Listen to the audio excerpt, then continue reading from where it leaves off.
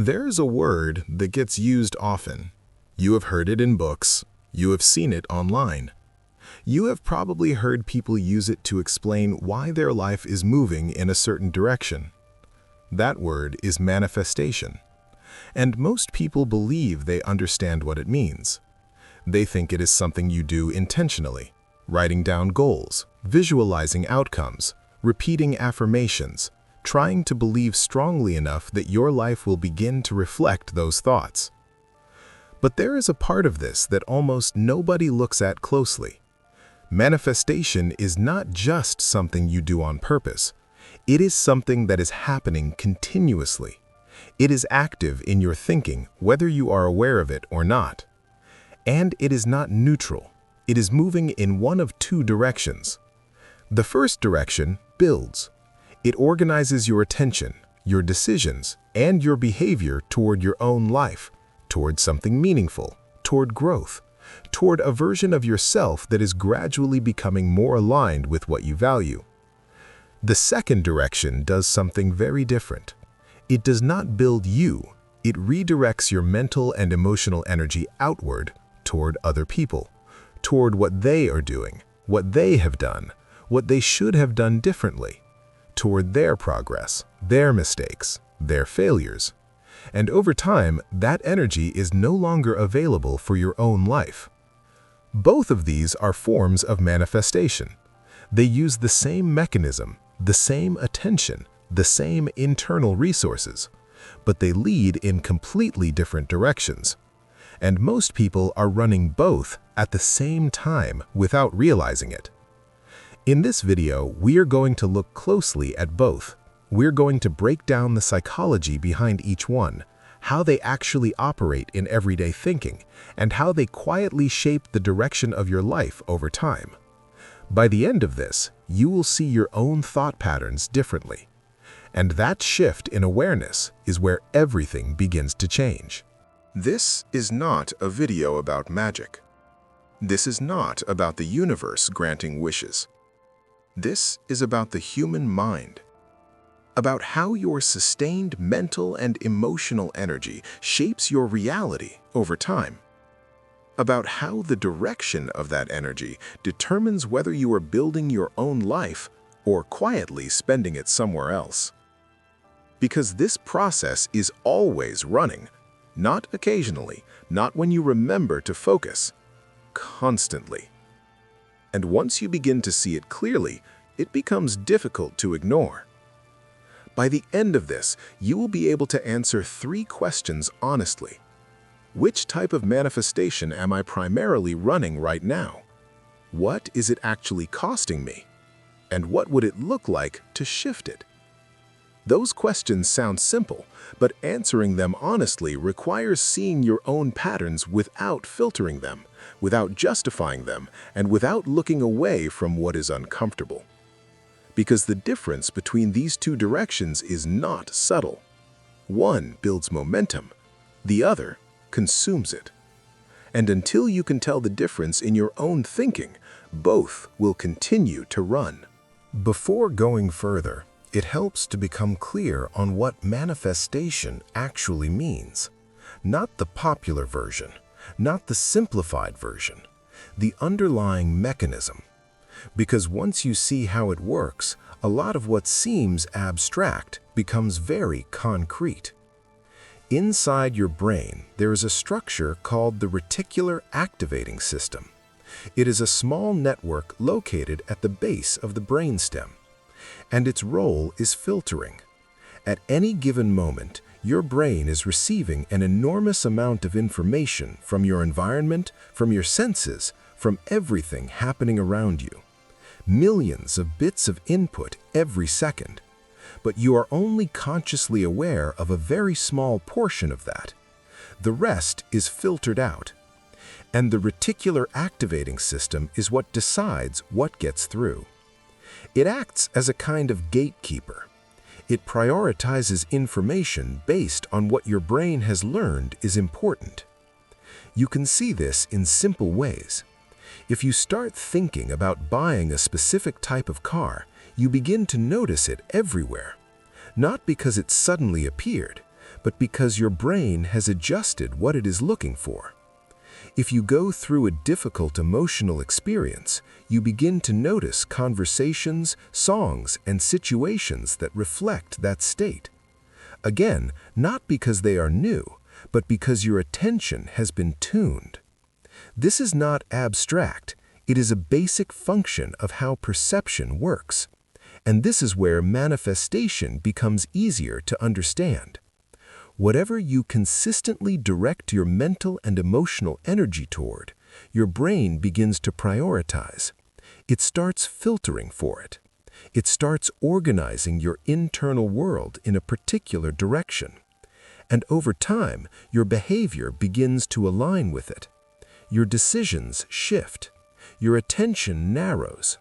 Your actions follow patterns that are consistent with what you have been repeatedly focusing on. There are different ways this has been described. Some refer to it as a self-fulfilling pattern. You believe something and you begin to act in ways that make it more likely. Others describe it as confirmation bias. You look for evidence that supports what you already think is true.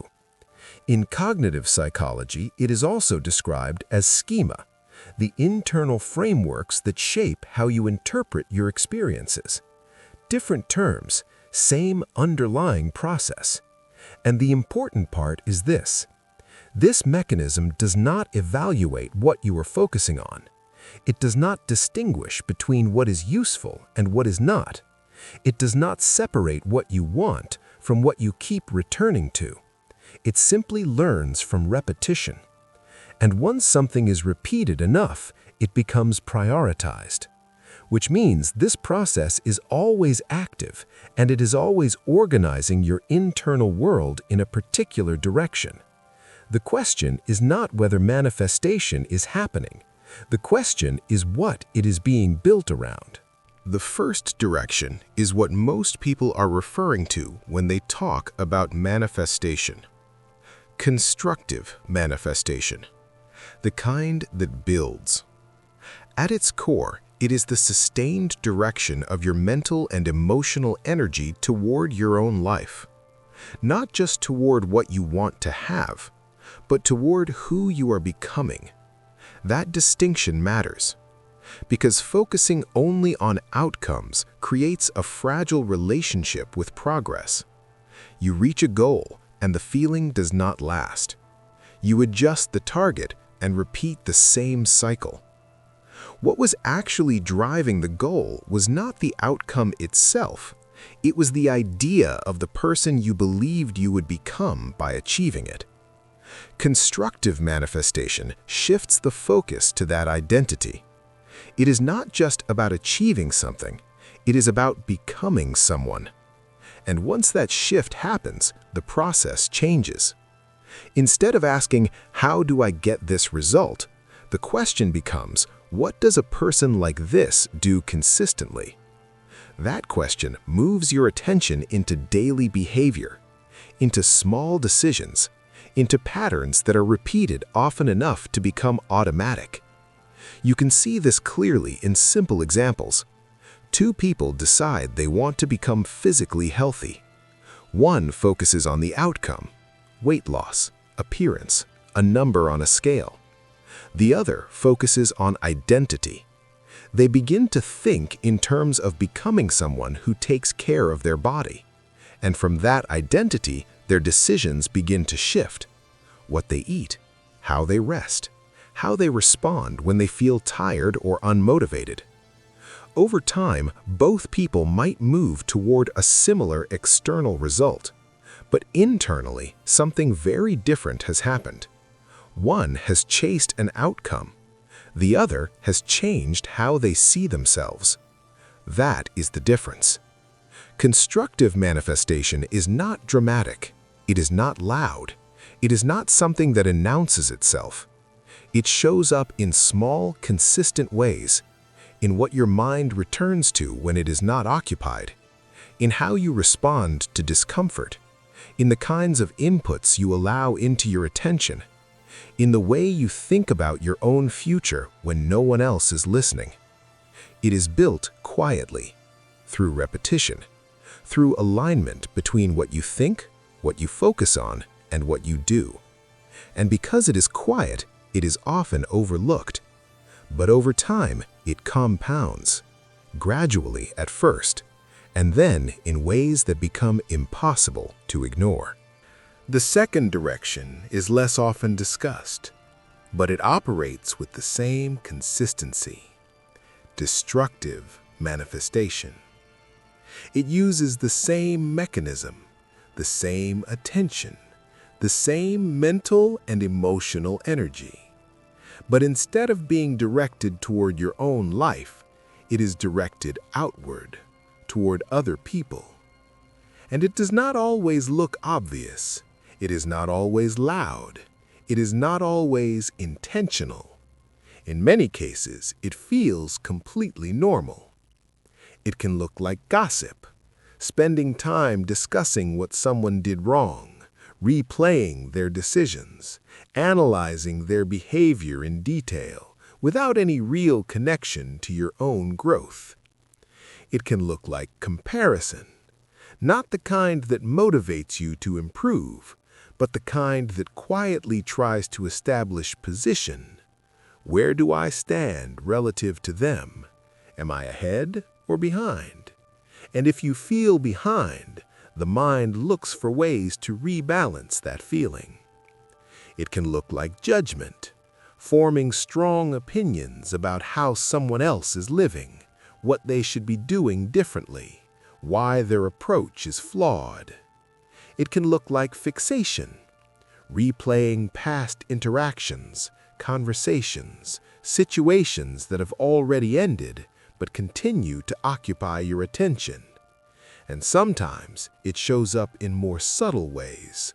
A small sense of relief when someone you compare yourself to experiences a setback. A quiet reaction that you might not even acknowledge fully, but it is there. All of these patterns share something in common. They direct your attention away from your own life and organize it around someone else. And once that happens, the same mechanism we discussed earlier begins to apply. Your mind starts filtering for more of it, more comparison, more flaws, more reasons to evaluate and analyze others. Your attention becomes trained to look outward. And over time, this has a cost. Not because it harms the other person. In most cases, they are not even aware of it. But because it consumes the same resources that are required to build your own life: time, attention, emotional energy. The more consistently those resources are directed outward, the less available they are for anything else. And this is what makes it destructive. Not dramatic destruction, not immediate consequences, but a gradual loss of direction, a slow erosion of focus, a pattern that feels like engagement but produces very little movement. And the more it repeats, the more natural it feels, until it becomes the default way your attention operates. If this pattern is so costly, the question becomes obvious. Why do people fall into it so easily? Why is it so common? The answer is not complicated. It is easier. Directing your attention toward building your own life requires effort. It requires you to face where you are in relation to where you want to be. It requires sitting with gaps, with uncertainty, with the possibility that progress will be slow or that things may not work out the way you expect. That process can feel uncomfortable, and the mind naturally looks for ways to reduce that discomfort. Directing attention outward does exactly that. When you focus on someone else's flaws, you do not have to examine your own. When you analyze someone else's decisions, you temporarily step away from your own uncertainty. When you compare yourself to someone and find a way to feel above them, even briefly, the discomfort reduces. There is a sense of relief, a sense of stability, even if it does not last. This is not random. There is a psychological pattern behind it. When people feel insecure or uncertain about their position, one of the fastest ways to regulate that feeling is to look for a downward comparison. Someone who appears to be doing worse. Someone who seems to be making mistakes. Someone who becomes a reference point that makes your current position feel more acceptable. In the short term, this works. The nervous system relaxes. The sense of pressure decreases. But the trade-off is subtle. Each time this pattern is used, it reinforces a dependency. Your sense of stability becomes tied to someone else being behind you. Your sense of relief becomes tied to finding flaws rather than building strength. And over time, that creates a fragile foundation. Because it does not produce forward movement, it produces temporary comfort. There is also a social dimension to this. These patterns are not only internal, they are reinforced externally. Gossip creates connection. Shared criticism creates a sense of belonging. Focusing on a common target can make interactions feel easier, more engaging, more immediate. In many environments, this becomes the default mode of conversation. And because it is shared, it doesn't feel like a pattern. It feels normal. It feels like participation. But it is still directing attention. It is still training your perception. And it is still shaping the way your mind learns to operate over time. So this is not about labeling the behavior as good or bad. It's about recognizing what it does. Because once you see that clearly, it becomes easier to decide whether it is something you want to continue reinforcing. At this point, the distinction between the two directions is clear. But understanding the concept is not the same as seeing it in yourself. And this is where honesty becomes important. Not the version of honesty you present outwardly, the quiet kind. The kind that notices your first reaction before you have time to adjust it. Because the pattern you are primarily running will show up there, in small, immediate moments. One way to begin seeing it is to look at how you respond to other people's progress. When someone you know succeeds at something you have been wanting, what is your first internal reaction? Not what you say, not what you display, the first response. Is there a sense of genuine appreciation, or is there tension, a comparison, a question of why it happened for them and not for you? Another place to look is in your daily conversations. Think about the last few interactions you have had. How much of that time was spent discussing people who were not present? And more importantly, what was the nature of that discussion? Was it constructive, or was it centered around analyzing, criticizing, or evaluating someone else? These patterns are often subtle. They blend into normal conversation, but they still reflect where your attention is being directed. You can also observe what happens when your mind is unoccupied, in moments without structure, when you are walking, waiting, or lying down at the end of the day. Where does your attention go by default? Does it move toward ideas, plans, and things you are trying to build? Or does it return to people, situations, and unresolved thoughts that keep you mentally engaged but not moving forward? Another signal appears in how you relate to people you perceive as ahead of you, not in a dramatic sense, just slightly further along. Do you find yourself learning from them or quietly evaluating them, looking for inconsistencies, looking for ways to reduce the gap? These are not questions meant to create judgment, they are meant to create visibility. Because most of these patterns operate automatically. They are learned over time, reinforced through repetition, and rarely examined directly. But once they are seen clearly, they become much easier to work with, because you can only redirect something once you are aware of where it is currently going. At this point, it might be tempting to separate these two patterns too cleanly, to think in terms of categories, people who build and people who don't. But that is not how this actually works. These are not fixed types.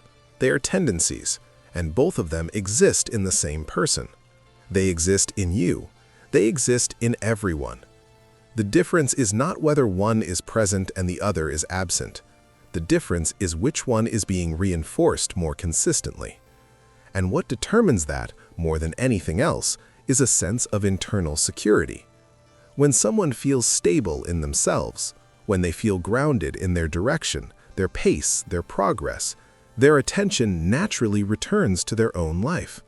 They build, not because they are forcing themselves to be disciplined, but because their energy is not being pulled elsewhere.